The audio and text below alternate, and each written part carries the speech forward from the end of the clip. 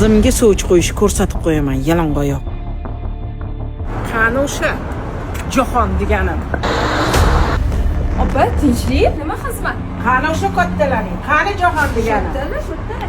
Boshliq bittasi to'polon qilib kelib Jahongirni so'rayapti. Kim ekan u? Qani ko'ringchi? Sen hali shoshmaydi. Kurtingga qarab oyoq uzatishni o'rgataman. Assalomu alaykum opa. Keling opa, tinchlikmidi? Voy, Ikromjon, sizmisiz? Jahongir, sizni shogirdingizmi? Ustozi siz bo'lsangiz, berdim qizimni. Ertaga onasini jo'natsin. Tayyor turaman. Oqlig'ini berib beraman. Keling, uzr, tanimadim-a sizni? Meni tanimadingizmi? 5 yil oldin meni uyimga parda qilib bergansiz. Menga rossa obro' bo'lgandek. 5 yil bo'lgan bo'lsa ham ilinganiga hali ham yengidek modasi o'lmagan.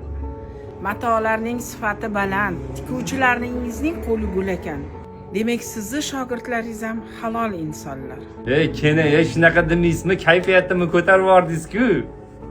Kimdir ishingni maqtasa boshqacha bo'lar ekan-da. Ustoz, tinchlik ekan, shundan men so'rab keldim.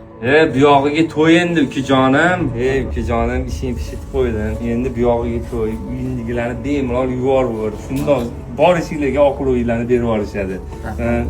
Halol bo'lish kerak. Ko'rsan, halollikda gap katta mana. Halol bo'lganimiz uchun norozi bo'lib kelgan ayol senga qizini berib yuboryapti. Qara. Malades.